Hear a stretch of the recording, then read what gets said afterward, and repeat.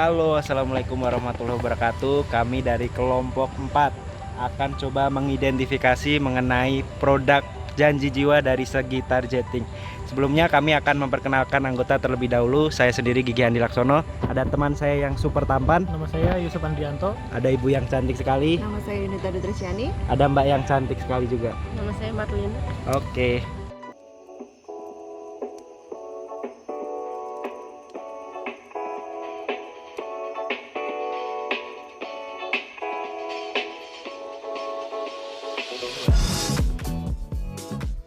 Kopi Janji Jiwa ini bukan kedai kopi pertama di Jakarta. Karena sebenarnya Kopi Janji Jiwa ini merupakan sebuah usaha franchise. Jadi ya cabangnya udah tersebar ke beberapa kota di seluruh Indonesia. Ngeliat dari tempatnya yang benar-benar minimalis dan berbentuk outlet, menurut gua nggak banyak yang bisa dikomentarin dari kedai kopi yang satu ini. Karena ya tempat ini emang gak didesain buat kalian yang cari suasana ngopi atau sambil ngerjain sesuatu. Ya walaupun mereka tetap nyediain meja dan bangku dengan ukuran minimalis baik di indoor maupun di outdoornya. Jadi bukan berarti kalian sama sekali nggak bisa nongkrong di coffee shop ini. Dan penataan bangkunya juga rapih. Jadi walaupun kedai ini kecil tapi tetap enak dilihat dari segi estetika.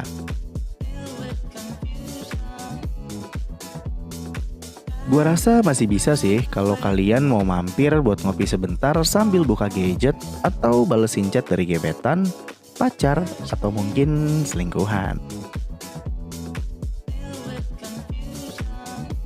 Tapi kalau menurut gua, kedai kopi ini lebih dikhususin buat temen-temen yang mungkin lagi buru-buru atau berpergian, tapi tetap pengen ngopi dengan cara di take away. Atau ya kalau mentok bisa pesen-pesen pakai aplikasi semacam GoFood atau GrabFood.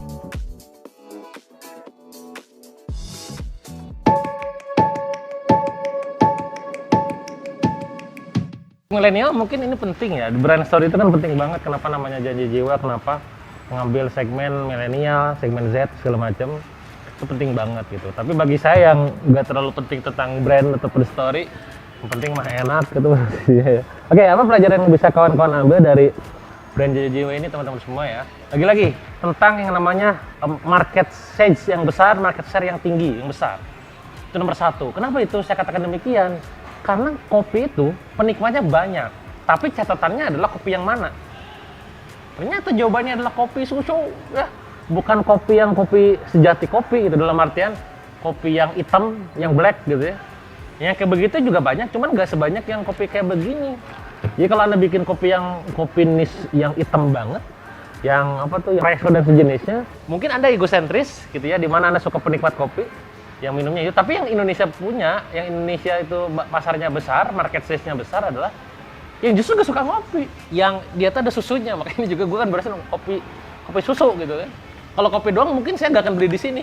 Jadi poin nomor satu adalah tentang market size ataupun market share, ukuran pasar, terus juga market share-nya sendiri gitu. Kenapa saya katakan demikian? Ini penting buat Anda mulai bisnis.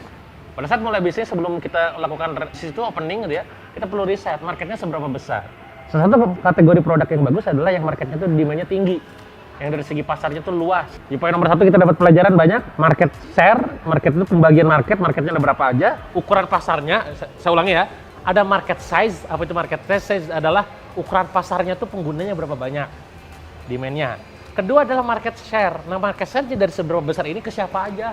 Ketiga adalah demand. Demand itu adalah permintaannya dari konsumen tuh sebagai end user, penikmat, seberapa besar juga. Nah, jadi pelajaran dari Janji Jiwa ini, kita bisa belajar bahwa Janji Jiwa mengambil pasar yang besar, yaitu pasar kopi. Beda dengan teh, beda dengan kopi hitam.